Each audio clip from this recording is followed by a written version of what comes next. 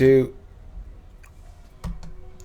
Hi, everybody. Welcome to Talking with Famous People. I'm Opaloid and I'm here with host Eric. And today, uh, Eric would like to go over the importance and role of the fifth slot.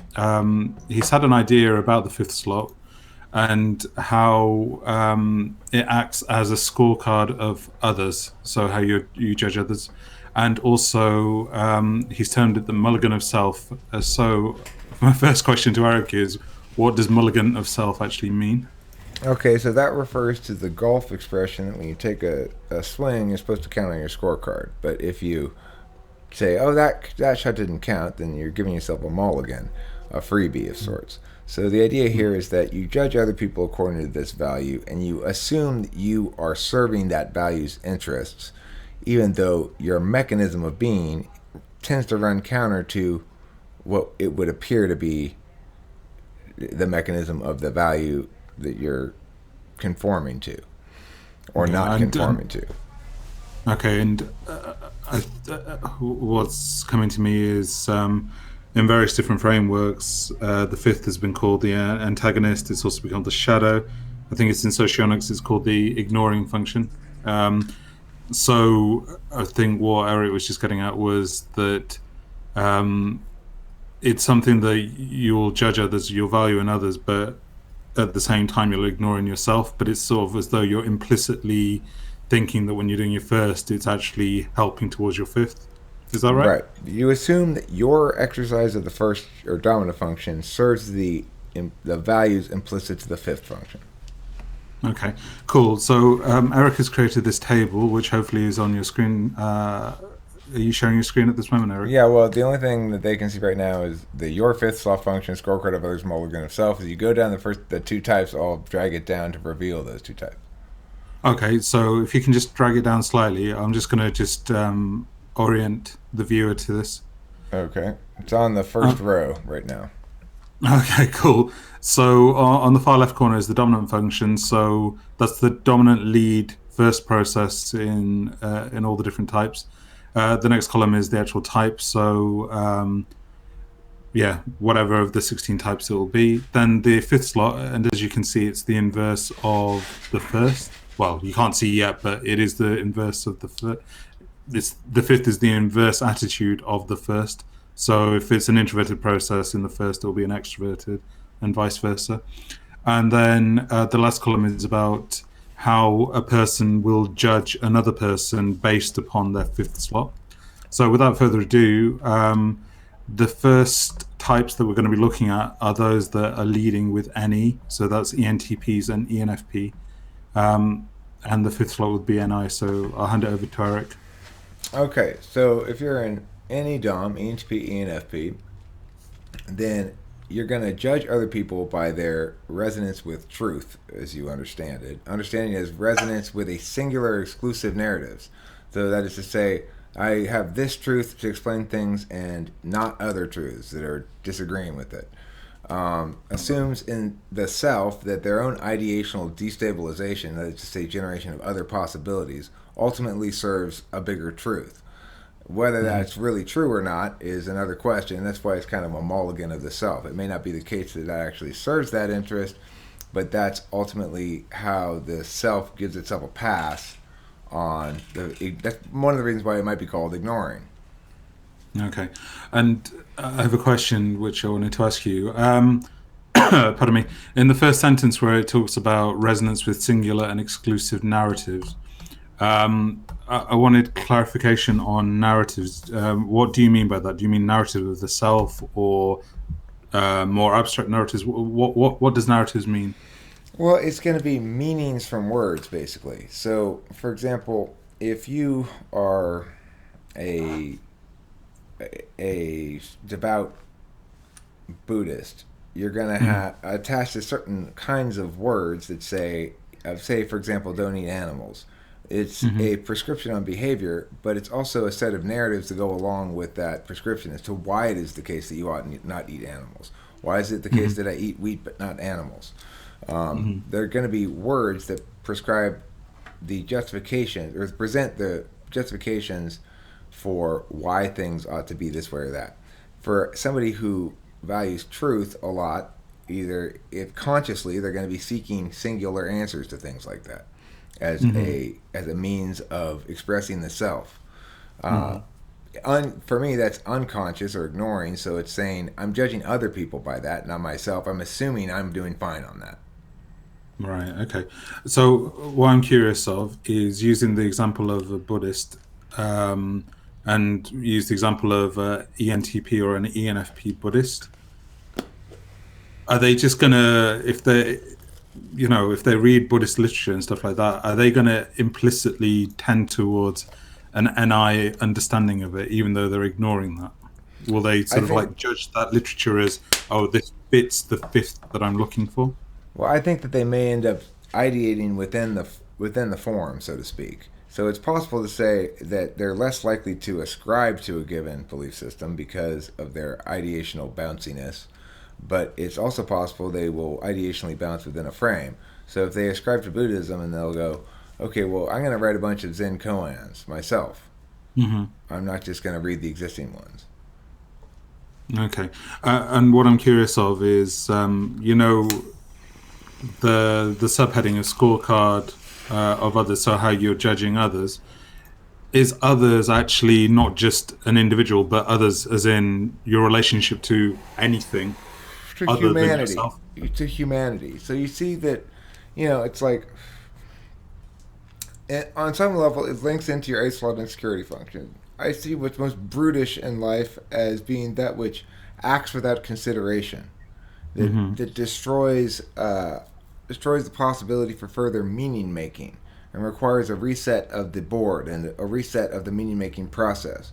That it's a lack of deliberation. That I tend to find that kind of brutishness to be the most natural expression of evil. Well, coordinating with this is the idea that I don't like it when others don't focus on truth. Not focusing on truth means not focusing on meaning legitimization.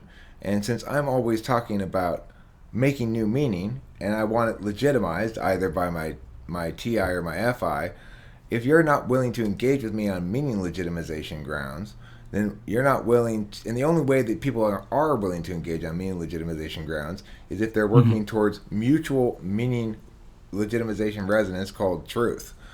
So on that grounds, and you can do it internally, you can do it externally, but regardless, there's a fun comment to pop up. As an ISTJ, I found your video moronic. Thank you, Joseph Colazzo. Appreciate that. Anyway, so yeah, it's an ideational resonance thing that's implicit. I want people to agree that there's truth, so that in any given moment we can talk about meaning and how it links mutually to something. But I tend to be somewhat adversarial in my meaning making as well. Well, this is wrong, so that there's the one common thread is, well, if we can at least agree there's a truth that we're seeking. If you're just out there doing shit, then you can't even agree to that. Then you're not even meeting sort of my implicit frame for others. If the first function is the implicit frame for the self, the fifth would be the implicit frame for others. Okay, and at my end, there was an audio problem for a little aspect, but I think I pieced it all together. I just wanted to clarify the SI and SE with you as an ENTP, that you were referring to the SE being looked down upon because it limits the NI. Is that right? Well, I'm saying that that really what it limits is my NE ability. So if you're SE and if you're doing shit, we can't ideate more about it. The decision's been made. The ideation period's over. The doing shit's begun. Right? But the another issue about it is the way that one of the reasons it invalidates for me the other that doesn't work from a truth frame in general is because of the way that their action, which is the alternative. Prioritizing SE above NI is the alternative, and it means that they basically say, I reject the whole frame of doing business. I reject your whole economy. I exist outside of it. Okay, so as I was listening, I just drew this very, very quickly. So ENTP, so NE over here, and then NI, and then SE, and it's as though the NI is sort of like a linchpin or a fulcral point in the psyche. Would you agree? Would you say that it is? It's the okay. So like the epistemologies, they have a metaphysical component and a physical component. NE doesn't like the SE linked to the physical component on NI. It doesn't like that because that's where the disconnect happens. It says, no, we don't NI to do shit. We NI to do more NI. That's what NE goes. NI is great job, NI. No, don't hang out with SE. Hang out with me. I love you. I just want to make more of you. They want to take you out back behind the woodshed and fuck you in the ass. Don't go with them, but I like him. Oh, come on, NI. You do not want to go with that ESTP. Yes, I do. I'm going to go bend over now. But what I'm wondering is, and I just filled in the rest of the square, so at the bottom here is, where am I? SI and SE. SI and SE. Right. Yeah, what I'm wondering is it actually that the SE over here is detracting from the NI up there, or is it that you don't like the SE because it detracts from the SI? Well, let's go down the rest of the table. Let's go to the next two types. You want to introduce them? What are they? Let's see. TI. We got your INTP and your ISTP. Yeah, that's right. All right. So it says there, your fifth slot function of your TI DOM is TE, which means you judge others by their efficacy, the ability of others to realize a logically justified vision as a plan of action. You assume or give yourself credit for the fact that your own logical models are useful if applied properly. You don't have to, you think, well, that's somebody else's job. But of course my things are useful. Are you kidding me? My logical shit is very logical, very useful, trust me. Okay, so those are the TI DOMs. You want to go straight down to the next two and then pause, or you want to stop there? Yeah, just give me 1 second. No, let's skip to the next one, and then we can do a general thing afterwards. Right. So then the next one is ENFJs and ESFJs who are leading with FE. So they've got FI in the fifth. Right. So, okay, they think emotional authenticity. They judge others by emotional authenticity, knowing what one truly wants and being guided by that authentic self. That's how they think that if others are, if others meet their implicit frame for others, then they will resonate as emotionally authentic to the FE DOM. And the FE DOM assumes their own FE management of others is authentic or is an expression of the authentic self. So in both these, you see how it works as both a judgment of others and a mulligan of the self. Okay, so the next one is SI in ISFJs and ISTJs. So the fifth is SE. Right, and its impact, seeing the ideation that makes them distinct on an epistemological level, realized in the physical world, assumes their own self is doable. It's basically a bridge to NI. It says, how can I be a character? Well, characters have these things. And so then they have those things in the physical world, and they go, see, I'm this character. That's, you can tell because my house is nice, or because I have this thing with these useful components. I'm a useful guy. I've got all these tools in my car. Or I'm got a lovely home here in Laverne kind of lady, like Kimberly. And, we don't worry about the fact that rug gets in the way every time you open and close the door. You worry about the fact that it covers up a spot.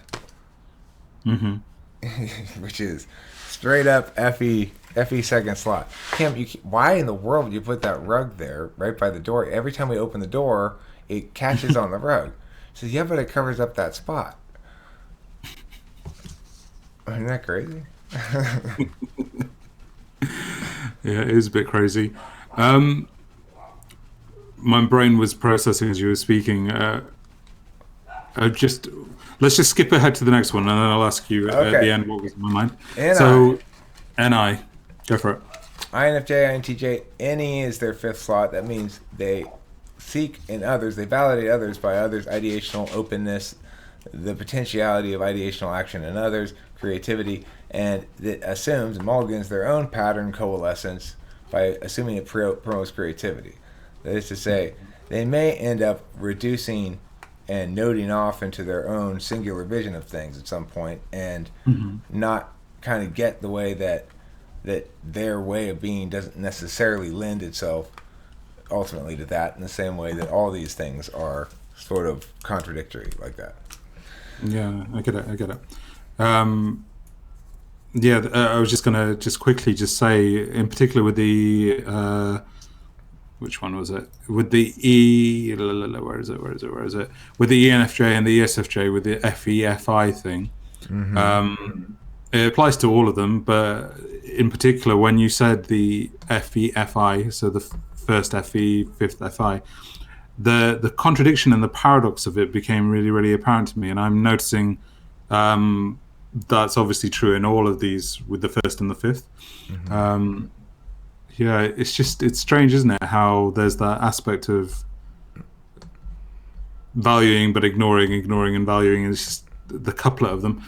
Sorry. I like the fact that you highlighted early on in the video the fact that it's called all these different things, because it seems like this explanation accounts for those different names. Yeah. It's bizarre, and we'll come back to that at the end in the general discussion afterwards. So where were we? We're on. We just finished NI, so let's go to TE. That's ESTJ, ENTJ. TI is their fifth. It means they judge others according to logical consistency, justification that passes the muster of the collective. That should say, not the collection. Collective, which is really what TI is. It's other people's justifications. So if FI is your own justifications, TI is other people's justifications. They're saying they want their shit to be justified in ways that pass other people's muster. And it assumes their own efficacy is justified collectively because there's utility, and that justification just needs to be expressed for them. Okay, so the next one, FI. The FI, your INFP, ISFP, their fifth slot function is FE, and their thing that they judge others on is considerateness, the impacting of the emotion of others in a positive way, the usage thereof to craft the perceptions of others in your favor. That's something they value in others, but they don't recognize that latter part as necessarily part of what's happening. In other words, they see harming the emotions of others as inherently bad, and they judge other people by how considerate they are, basically. And they assume that authenticity on their own part is what other people want. That that other people value authenticity too, basically, and so that their authenticity is consistent with FE all the time, but it's not. But you see what I'm saying? Yeah, I do. Okay, so moving on to SE and ESTPs and ESFPs. So ESFPs, SI is their fifth, which means sort of self-attainment, the particular story, my particular story. I'm this guy, biggest hero of all time, greatest person, whatever.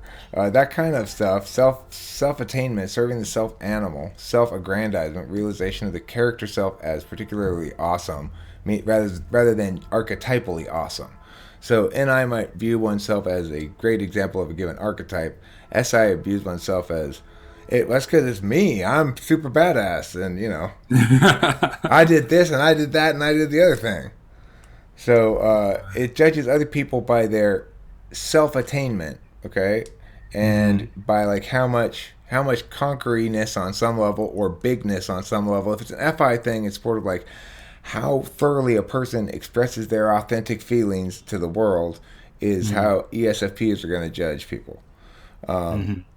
And which maybe explain why I get a certain amount of ESFPs who like me or identify with me, is they probably see me as authentically expressing my feelings to the world. And I think that the ESTP, they have this sort of authentically applying their logics to the world in a self-interest kind of capacity that that's also very, I'm a badass, I'm a conqueror kind of thing. It's not inherently bad. It does tend to run afoul of my values. Right. Okay. Okay. But just a question about the SI, because I've wondered whether I'm an SI Dom as opposed to an NI Dom, and I'm wondering self-attainment and self-aggrandizement and stuff like that. Are NI DOMs likely to puff themselves up? You said, for example, that they may see themselves as the ideal archetype, as opposed to ideal embodied physical self in the now. Is that? Can you clarify what you mean? Well, if you're an NI Dom,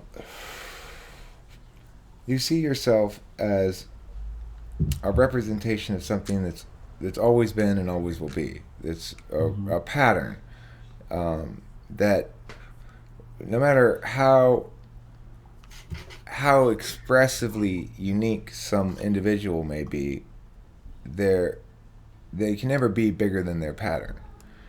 There's this sort of, and I think it's in that assumption wherein lies the eighth slot insecurity for an NI Dom of knowing the particular self as viable, as real, as relevant as the archetypal self. That it's true that to some extent, on a metaphysical level, we will always be expressions of patterns that have come before, because it is the way that meanings are linked to one another. They only tell human stories, and human stories have new expressions, but the people expressing them never stop being human, and the stories they tell never stop being human stories. So there's a finite number of ways to taxonomy those expressions of human existence, and that comprises our archetypal understanding of what it means to be a living sentient being. But we exist as animal selves as well. I also know that it's unique to me that I could go for some corned beef pretty soon or whatever, you know. That's not about any archetype. That's about my animal need for shit. It's true that we can make meaning of it that makes it archetypal, reference universally as an experience that we know has certain kinds of impacts on each of us individually, or we assume it does. But that doesn't change the fact that it's particularist in its experience. And so as an NI Dom, your insecurity function is going to be settling into the process of that experience. Whereas, as for me, my insecurity function is going to be settling into the doing part.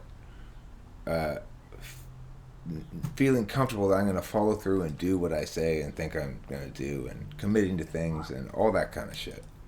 Yeah, whilst I was listening to you, something sort of like popped or clarified in my head, and that thing was, and it's conditional. It's dependent upon what you'll say, but hopefully I've got this right. If the fifth is your ignoring or your antagonist or your shadow, am I right in thinking that the first function, your lead function, so the left-hand column, is actually it could be labeled as your ego function? Because I wonder whether my confusion is to do with attachment to the first.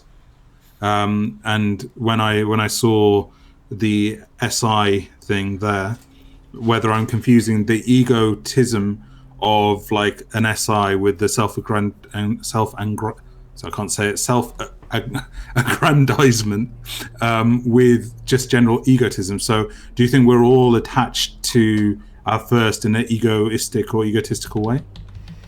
Does that make sense what I'm getting at? Well, I think... Because, okay, let me clarify again. You as an ENTP, you're leading with NE.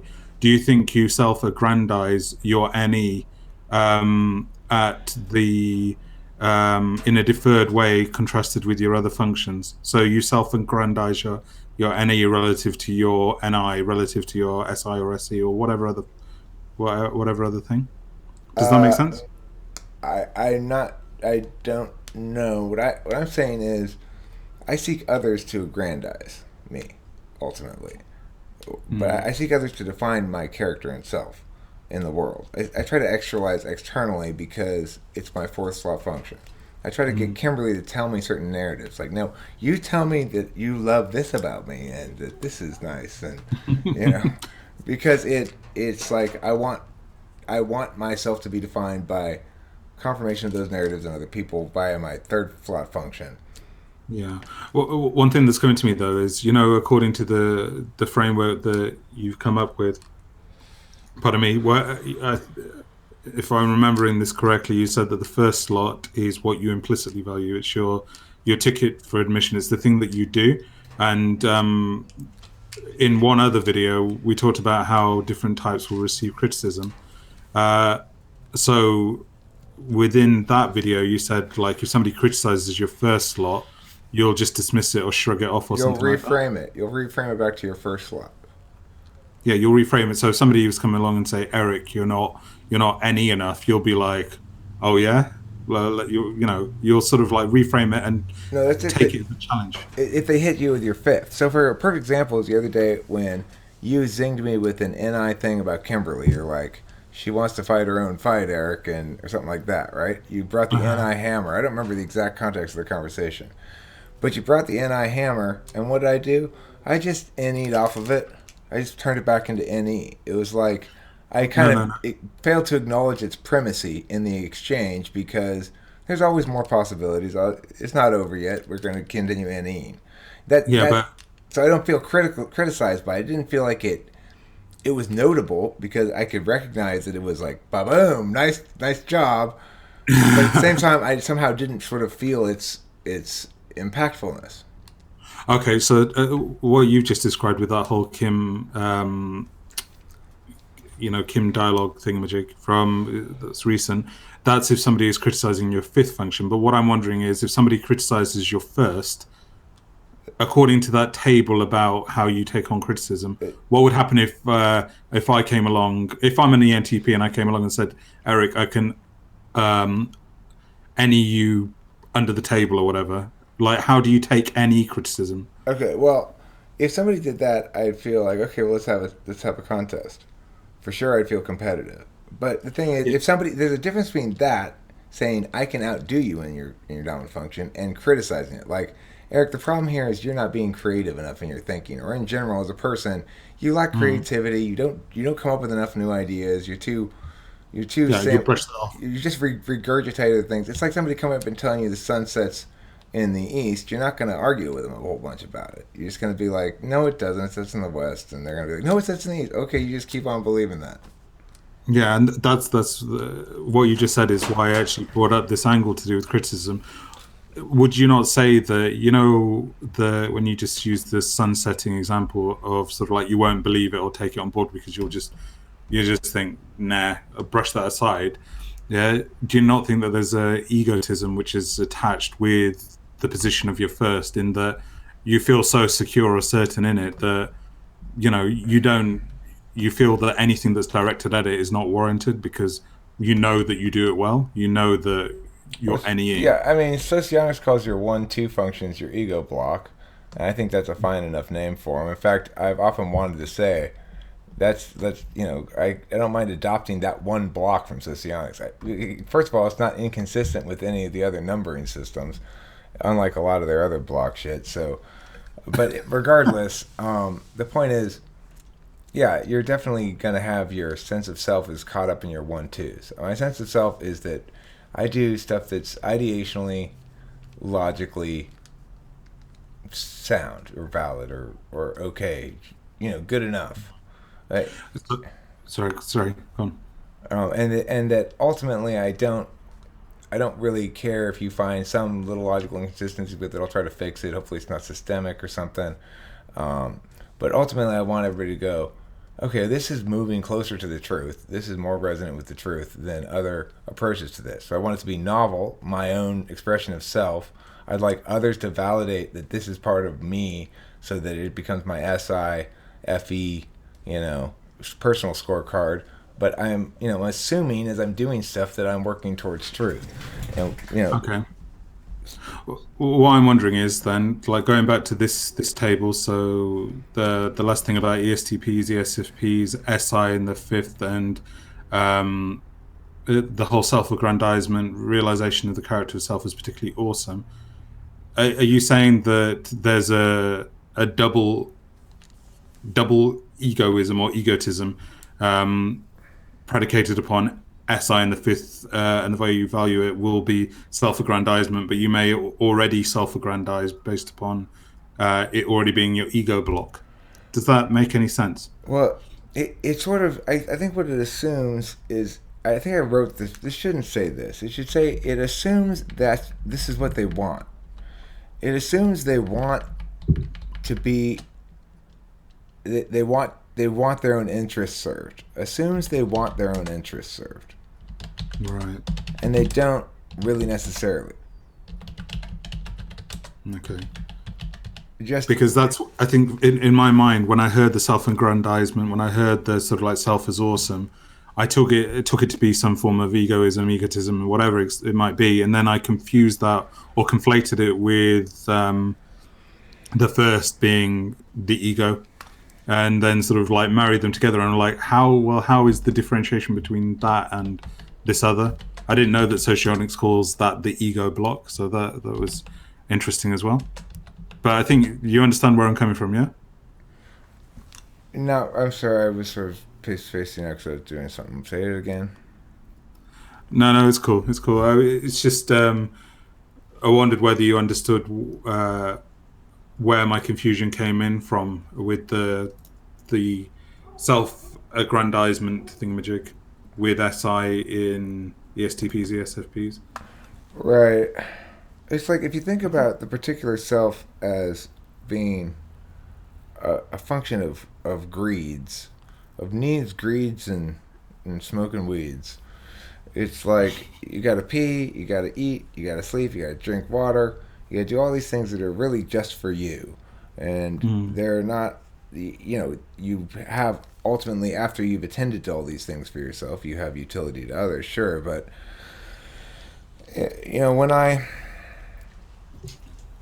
when I get up and get a bottle of water in the middle of a video because I don't have one and I'm thirsty, instead of sitting here and continuing to make the video, I'm prioritizing SI over something else, right? I'm saying, okay, well, forget the FE implications of this, or forget the interruptional thing, the TE aspects, whether it's going to hurt the video, people are going to leave the video in this, or whatever else. I'm prioritizing my thirst right now.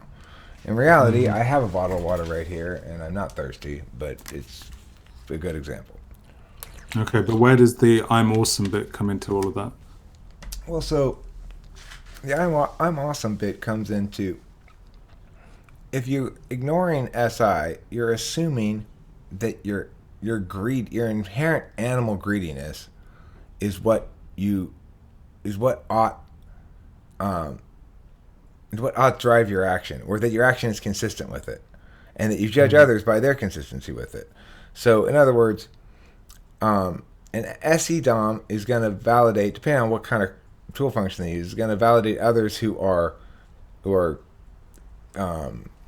have conspicuous display of consumptional wealth, for example, who drive a fancy car, or who have conspicuous display of, you might say, expressive wealth. Like an ESFP, I think, would be likely to admire and respect an artist who, like Pink, for example, would be considered an artist that they would respect, in my opinion, because of her expression of her authentic feelings or whatever.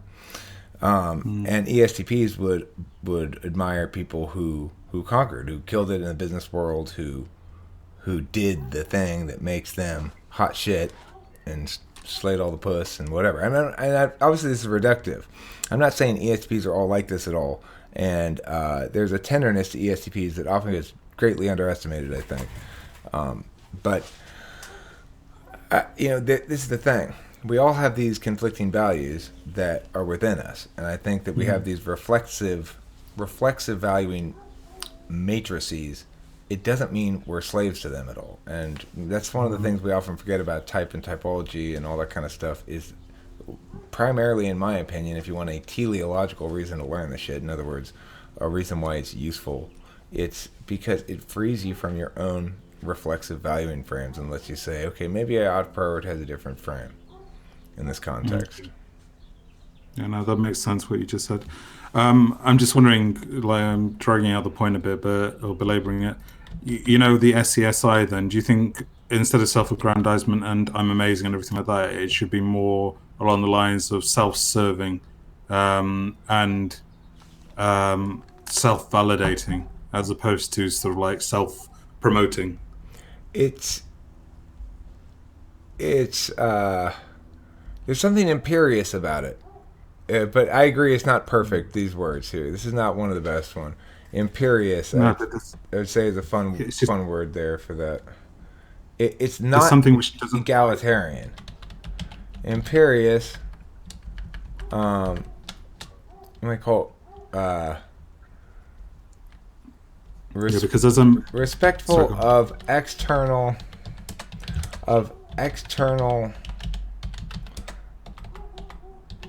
displays of self-expression or self-interest, depending on which type. Because there's something which doesn't quite just gel up when as I'm listening, but I can't I know that there's something which doesn't quite fit with that last, the last description, but I know what you're getting at, but I don't know what the exact right words are for it. Assumes their actions serve their appetites equals serve their interests. It's this one's really hard to describe. I probably don't have it down right yet. I'll have to think about it some more. It'll come to me after a while, or maybe Opaloid will come up with it or something. Regardless, most of the rest of the table doesn't seem to cause us a big speed bump like problem. So let's feel good about this part of the table that works fine. Okay, let's just not focus on that part of the table that's not working. Opaloid, come on.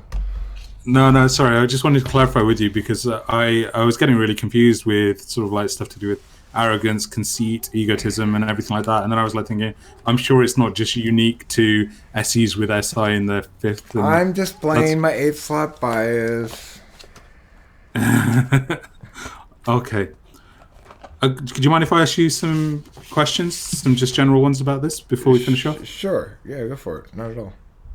Okay, so with the FE stuff, and also FE in the first and FI in the fifth, and FI in the first and FE in the fifth, for some reason, those seem the most sort of like to highlight the contradictoriness or the paradox of the first and fifth, especially this stuff to do with authenticity and like construction of authenticity or authentic self versus actually being authentic and all of this other stuff. And I wondered, do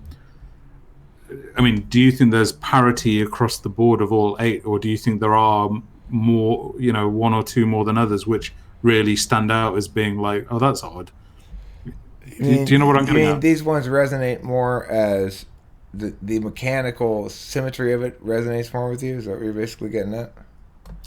No, what's happening for me is that it seems as though there's a starkness with FI-FE and FE-FI, contrasted with like NA and NI. You can sort of like, I can understand sort of like how they would fit. I understand the FI-FE as well, but it's as though there's more of a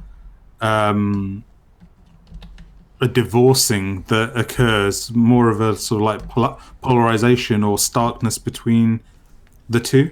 Do you understand? Are you saying that you can better see the blindness to the ignoring function in FE-FI than you can in the others? No, that's not what I'm saying. Actually, maybe, perhaps that's one way of looking at it. I think what's coming to me is it seems that there's more of a starkness in the essence or quality of those functions. So, for example, when you were talking about an FE lead who has FI in the fifth, you said something about how an FE will still construct their sense of authenticity, but value FI in others. And likewise, you said an FI will sort of like do their own thing authentically, but then be admiring of or valuing of FE in others. And it seems as though there's more contradiction or starkness or contrast between the functions in that couplet. Okay, well, I'm not quite sure where you get the more from. I agree. It seems more clear. It like resonates as more obviously so. You can kind of feel the mechanics of it best right there, and I think it's because of the way that we understand FE as being a need of others' displays to represent reasonably well their actualities. In other words, if people's displays don't correlate strongly with their actualities, then that messes up our whole economy, right?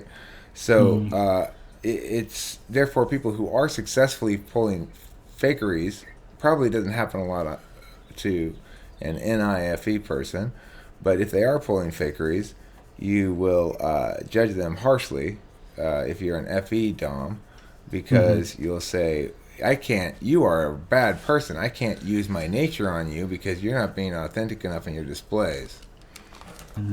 I think it's just coming to me.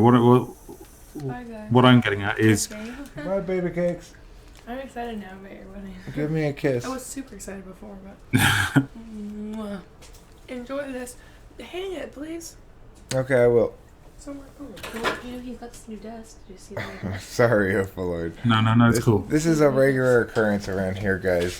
Host Eric getting interrupted when talking to Opaloid about stuff by family concerns. You know, someone's throwing macaroni and cheese on the wall again or something like that. Well, no worries from my end. What I was going to just say is, it just came to me with the FIFE and the FEFI. Yeah, they seem sort of like distinct to the other six, because the other six seem as though they're quite symbiotic. So any in the first with NI in the fifth, and NI in the first with NE in the fifth, seems as though they're like symbiotic pairings that the functions are working together, even though you might be ignoring or whatever it might be, or what's happening in the fifth. There's more of a symbiosis of the action of the lead and the fifth, and likewise for TETI and TITE, and likewise for SISE and SESI. There's more sort of like a cohesion and I think the symbiosis in FEFI is in the mulligan part. So FE assumes their own FE other management of others is authentic with their own feelings. Okay, so in other words, FE kind of makes a bargain and says, all assume that making you feel good is what I really want to do, and then FI says, well, all assume that authentically being pleased or displeased by what you present me is what you really want. So it's why FE relationships tend to blow up, because they're, hold on a second. I mean, the thing is, I'm sorry, FIFE relationships tend to blow up, because if you have two of them who are, okay, so I'm assuming my management of you is authentic, right? And I'm judging you by your, if I'm an FE user in the dominant, I guess. If you were to have FE dominant, this is only for FE dom, FI dom. Never mind. Forget that tangent. It wouldn't apply in general. Yeah, but what's coming to me is, it's actually stuff to do with, the quadras. Yeah, I think sort of like the intuitive sensor divide is a strong divide in the MBTI community. Like, people are aware of that. But I wonder if like FIFE is equally strong, or the second in line as actually being the key sort of like division line amongst the 16 types.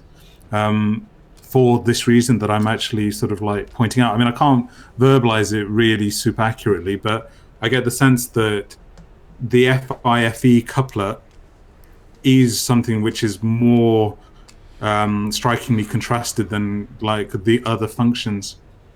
And that would, if you imagine the GitHub type square thingamajig, the Falcone thing that do you know what I'm talking about? Well, anyway, the quadras, it's got sort of, it has alpha and beta quadras, so they're sharing the FETI and TIFE. And then it has the gamma and delta, so which have the FITE and TEFI. But there's like a division line, and if you look at sort of like who you should end up like with because of duality and stuff like that, and who you get along best with, they share the axis of like FETI in the first two, so alpha and beta having the FETI, and then FITE being in the other two quadra. And I'm wondering if that is actually there is something more about the FIFE which hasn't been explored or I've not come across or read yet.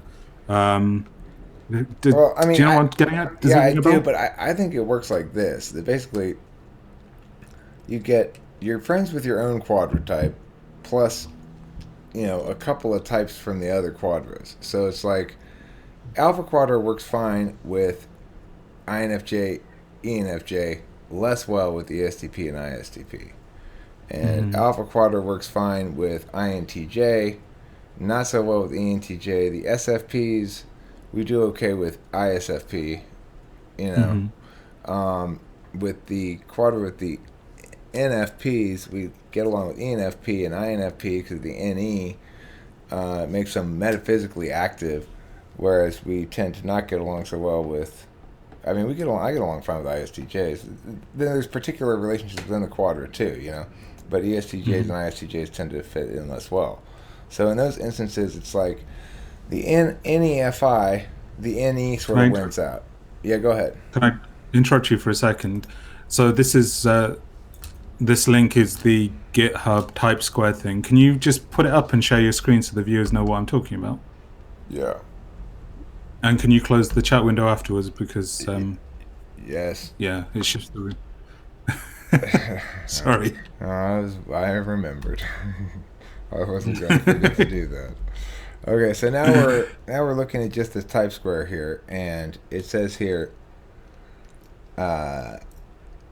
sensors, intuitives, FETI, FITE, and in general, I agree that we get along less well with the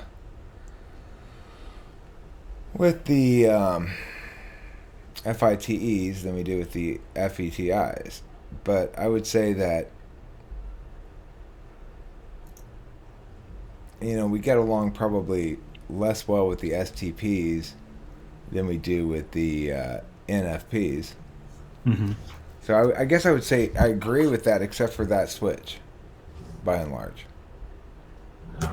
Okay, and what I'm wondering is, do you think sort of using the GitHub, that type square thing, that's what I'll call it, do you think sort of like there's a snaking pattern like that where you'll go along and then, or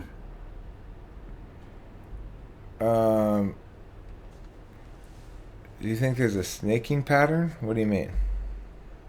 It's just when you were describing how you'll get along with so-and-so's types and so-and-so types, but it's as though sort of like it's this, I think ENTPs are they the top right corner? Yeah. So looking at that square, would you say that ENTPs will get along with INTPs, ESFJs, ISFJs, get along with INFJs, ENFJs, but less so with the ISTP and ESTP? So if you like tracing it with your finger, it's as though there's a movement like that. And I'm wondering if the ESTP and ISTPs will get along with ESFPs and ISFPs, and then I think it goes along the outside of it. It's like it's an L, an upside down L. So you go along the top. For me, ENTP, I get along with everybody that's on my horizontal line and my vertical line. Those are my peeps. Right. Okay. So that means I get along with duality, activation, mirror, mirage, contrary, and kindred. Okay, cool. That was a slight tangent, so I'll bring us back.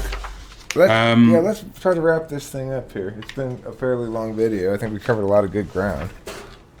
Okay. Don't forget, friends, I do offer a professional typing service. If you'd like to do that, you can Facebook message me and pay just $50. If I give you my PayPal address, you can PayPal me directly. Or you can go to twfpcollectibles.com/services, and you'll see my typing service there for $60 if you want to pay with a major credit card or debit card or whatever. Okay. And I'd just like to say a few things. The first, just about this video, is please like, share, subscribe, comment, give us your feedback, etc. That's related to this video and TWFP. But on a personal note, I just wanted to put it out there that I'm going to be creating solo content on my own YouTube channel. I've decided to take the leap and see what happens. So I should be creating some content in the next couple of days, which will be on my YouTube channel, which is called Opaloid, just simply Opaloid.